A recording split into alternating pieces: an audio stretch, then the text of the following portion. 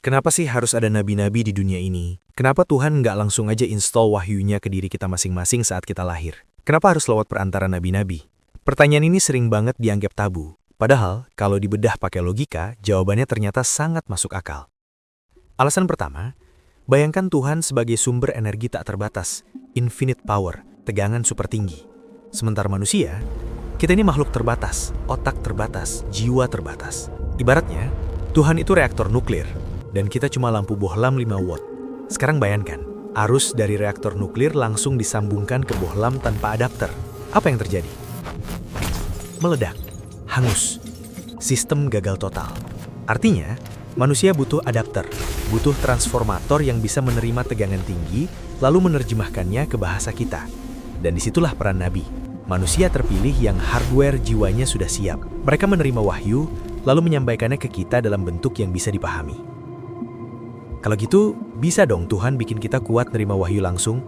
Bisa, tapi coba bayangkan, Tuhan membisikkan wahyu ke 8 miliar manusia secara personal. Apa yang terjadi? Chaos, kekacauan total. Semua orang akan memiliki tafsir yang berbeda-beda sesuai dengan hatinya masing-masing. Nggak netral, dan semua orang akan merasa paling benar.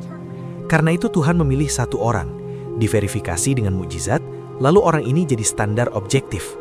Kalau kita ragu, kita cek ke dia, bukan cek ke perasaan masing-masing.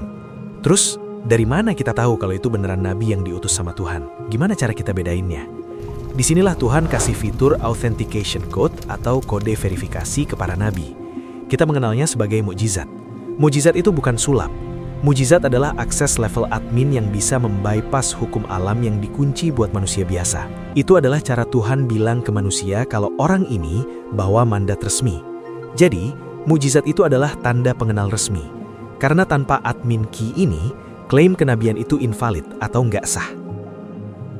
Oke, kalau gitu, kenapa nggak satu nabi aja dari awal sampai kiamat? Ini yang disebut software update. Bayangkan hukum atau aturan Tuhan itu kayak OS atau operating system. Misalnya, Nabi Adam itu bawa OS Windows 95. Kenapa? Karena masalah manusia saat itu masih basic. Belum ada perbankan global, belum ada rekayasa genetika. Kalau aturan zaman Nabi Adam dipakai buat ngurusin masalah kripto atau bioetik hari ini, ya nggak akan kompatibel. Makanya, Tuhan mengirim nabi secara bertahap, dan tiap nabi bawa update-nya masing-masing. Karena Tuhan itu pendidik, Tuhan ngajarin manusia pelan-pelan sesuai kurikulum kelasnya. Terus, bedanya nabi sama rasul apa? Kan sama-sama utusan. Jawabannya ada di skala job desk dan level update-nya. Tugas nabi mengingatkan kembali aturan lama, tanpa merubah sistem inti. Jadi OS-nya tetap sama, cuma diperbaiki errornya. Sedangkan Rasul itu ibarat major update, kayak update dari Windows 10 ke Windows 11. Rasul datang bawa kitab baru dan hukum baru. Makanya jumlah Rasul jauh lebih sedikit, karena major update nggak terjadi setiap hari. Kenapa semua nabi diutusnya di Timur Tengah? Kenapa nggak di Antartika? Ini murni karena masalah geopolitik dan strategi distribusi. Coba lihat peta dunia kuno.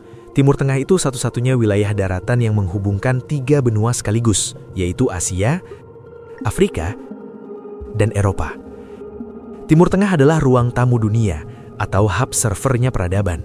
Karena jalur sutra lewat situ, pedagang dari China, India, Romawi, Mesir, semua meet up di situ. Jadi Tuhan taruh pemancarnya, atau nabi, di tengah keramaian itu. Ibarat pasang router wifi ya taruh di tengah rumah kan, bukan di pojok gudang. Jadi, lokasi itu dipilih karena fungsinya yang strategis, bukan karena rasnya. Tapi bukan berarti Tuhan nggak pasang server lokal di tempat lain. Karena di agama Islam disebutkan, dan tidak ada suatu umat pun melainkan telah ada padanya seorang pemberi peringatan. Artinya, ada kemungkinan besar Tuhan juga ngirim nabi ke suku Inka, ke tanah Jawa, ke China, atau ke Eropa kuno. Tapi mungkin skala mereka adalah local admin. Tugasnya spesifik untuk kaum itu aja, tapi head office dan press release utamanya dipusatkan di jalur tersibuk dunia biar gampang diakses. Terus, kalau sumbernya satu dari Tuhan, kenapa nama agamanya beda-beda? Kenapa nggak satu nama aja dari awal? Jadi, sebenarnya pesan inti semua nabi sama, yaitu tunduklah kepada Tuhan yang satu. Dan yang terjadi adalah branding oleh para pengikutnya, bukan sebutan resmi dari Tuhan saat itu. Misalnya, sebutan agama Yahudi merujuk ke suku Yehuda, dan sebutan agama Kristen juga merujuk ke pengikut Yesus. Jadi itu nama para pengikutnya. Nah, di final update, Tuhan luruskan lagi. Sebutannya bukan ke nama nabi, tapi ke kata kerja, yaitu Islam, yang artinya berserah diri.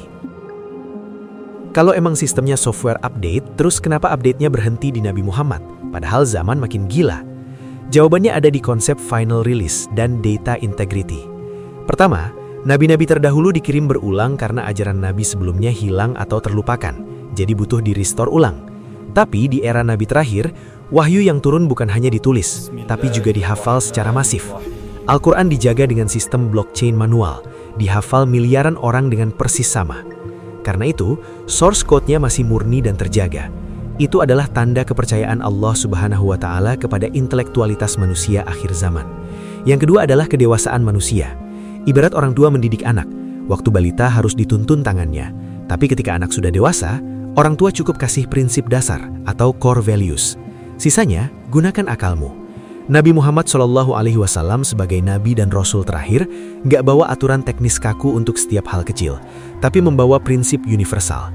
Karena Allah Subhanahu wa Ta'ala menganggap akal manusia sudah cukup matang untuk melakukan ijtihad atau mengambil prinsip dari Al-Quran lalu menerapkannya ke masalah modern pakai logika. Jadi dengan bekal manual terlengkap yaitu Al-Quran dan contoh terbaik yaitu sunnah, manusia sudah bisa lulus untuk mengelola hidup dan buminya dengan akal sehat. Terus, validasinya apa kalau kitab Al-Quran yang berumur 1400 tahun ini masih kompatibel dengan masalah modern kayak kripto, AI, atau mental health? Yang pertama, Al-Quran itu jenius karena tidak bicara teknis kaku, tapi bicara algoritma. Contoh, Al-Quran nggak ngomongin jangan main Bitcoin, tapi Al-Quran kasih rumus jangan transaksi yang mengandung ketidakjelasan atau horor, demi masa depan yang lebih cerah. Dan judi atau maisir. Rumus ini bisa dipasang atau di-apply ke sistem mulai dari barter unta zaman dulu sampai ke sistem blockchain hari ini. Yang kedua, teknologi boleh berubah dari pedang ke nuklir, tapi usernya, yaitu manusia, speknya nggak berubah. Manusia masih punya ego, hawa nafsu, keserakahan, dan kecemasan yang sama dengan orang zaman dulu.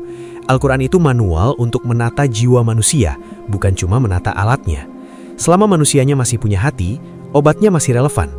Yang ketiga, ada banyak ayat yang dulu dianggap kiasan ternyata baru terbuka kuncinya sekarang. Contohnya soal embriologi, expanding universe atau semesta mengembang, sampai garis edar matahari. Ini semacam hint yang membuktikan kalau penciptanya Allah udah tahu masa depan bakal kayak gimana. Jadi Al-Quran relevan bukan karena dia buku sains, tapi karena memuat peta navigasi yang fundamental. Zaman bisa berubah, tapi arah utara dan selatan di kompas gak pernah berubah. Yang keempat, Al-Quran itu rahmat untuk alam semesta, karena sapaannya adalah wahai manusia atau ya ayyuhan nas. Kalau kitab terdahulu, sapaan utamanya sangat spesifik untuk kaum tertentu. Ini adalah transisi dari sistem exclusive membership menjadi open public access. Sistem ini bukan dongeng, tapi sebuah rancangan manajemen kehidupan yang jenius. Gimana menurut kalian? Coba diskusi di kolom komentar ya.